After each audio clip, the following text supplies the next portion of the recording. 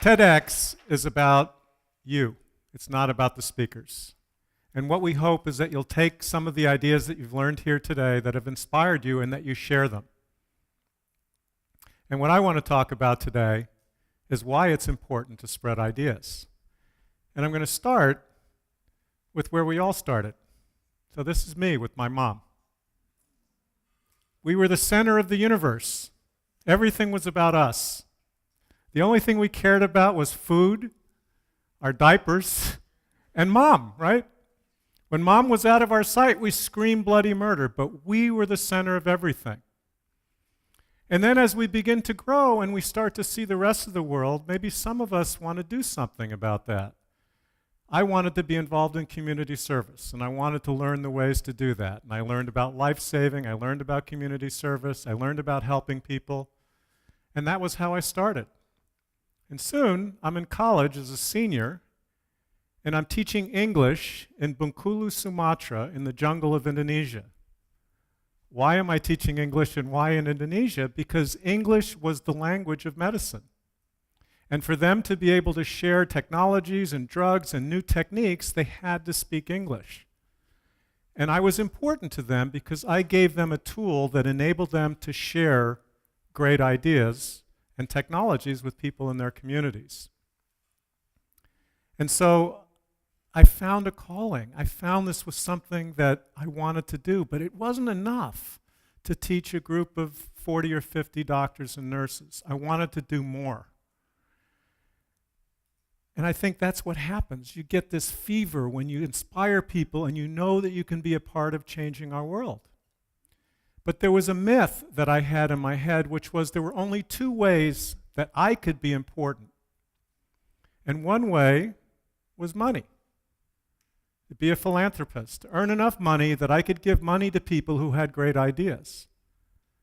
And that's because I knew I wasn't Gandhi, I wasn't Cesar Chavez, I wasn't Thomas Edison, and I wasn't going to invent these light bulbs that light our theater here with us today.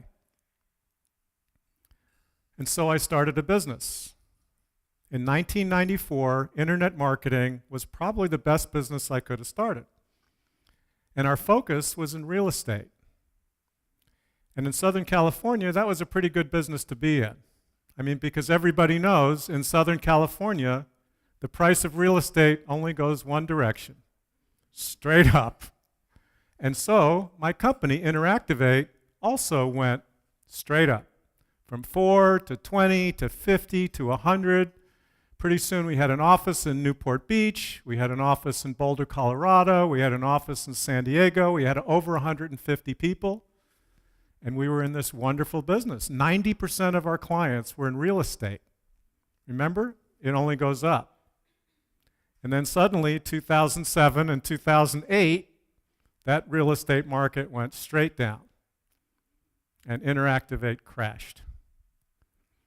And I sat there and I said to myself, what did I do wrong? What did I do wrong? And I remember the first time I thought this, and I said, if only I had sold when I was worth $1 million, or $5 million, or 10. We were valued at $30 million when 2007 hit. And I kept saying, if only I had done something earlier, because I had put off doing what I wanted to do and helping people and changing the world because I kept wanting more. And I treated myself pretty well. And then one day I found myself with a friend of mine who I had met years before, and he said, so what are you going to do next? And I said, I'm going to start again. Nothing is going to stop me. I'm going to do it again. And he looks at me and he says, don't you remember what you told me just 5 or 6 years ago? When you got to $5 million, you were going to sell this thing, and you were going to start. And you didn't. And now you tell me you're going to do it all over again. Why don't you go home today and find one person to help. I know you want to change the world, but start with one. Start with one. And I said, why? And he said, well, you tell me. What if you find yourself tomorrow on your deathbed and you're staring at the ceiling and you're wondering, what did I do with my life? What are you going to say? And I was silent. As I thought, I felt a tear come down my cheek because I didn't do anything. All I could say was, if only I had. And so I listened to him. And that day I went home and I vowed I would be different. I wouldn't pass people on the street who needed my help, who I thought were a bother. I would stop and I would try to help them. I would give them some money. I worked as a volunteer in some schools. I helped other people. And I started doing something. And then soon I found myself at TED in 2009. And they announced TEDx, a program to share ideas. And I remembered it wasn't me that was going to be the Gandhi or the Thomas Edison. It wasn't me, but what I could do was connect people and share ideas. And that's what TEDx enabled me to do. And we were very successful. 2010 was the first TEDxSanDiego. 250 people, fabulous event. Went really, really well, great speakers, many of whom you hear about today. And then 2011, we got even bigger. We were 3 times the size. In 2012, we were going to be even bigger. We had bigger and bigger plans. But then by September of 2012, I got tired. And I thought, I need to go back to my day job. I forgot about that conversation. I forgot. If only I had. And I sat down with my wife one day, and she said, have you thought about how many people you've touched with TEDxSanDiego? And suddenly I remembered that conversation. Start with one. And here I was 3 years later, over 1 million people had viewed our videos, thousands of people had come to our events, hundreds of people had written us letters and told us we'd changed their lives or that we'd inspired them in some way. And something happened. I realized that was my day job. That was my day job. The rest of it was so I could eat and pay the rent and buy the car and do all the rest of that, but sharing was my day job.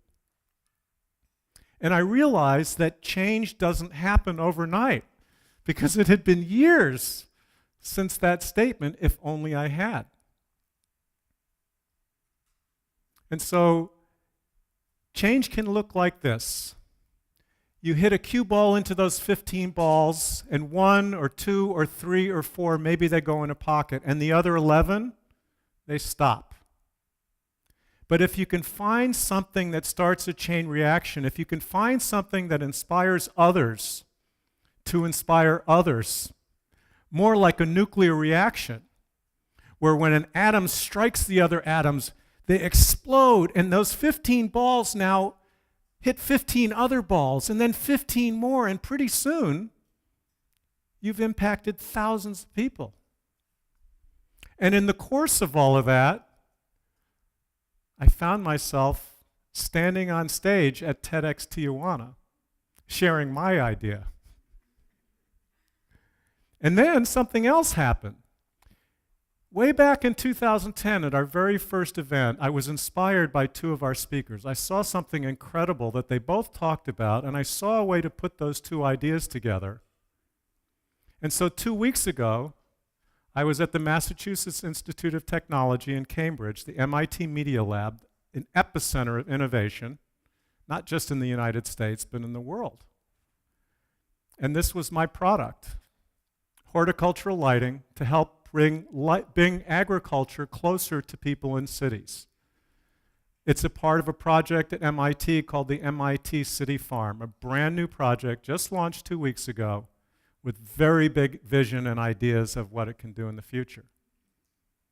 So I encourage you to start your chain reaction. Follow your passion. Don't wait. Don't think about tomorrow. And don't find yourself on your deathbed saying, if only I had. If only I had. Thank you.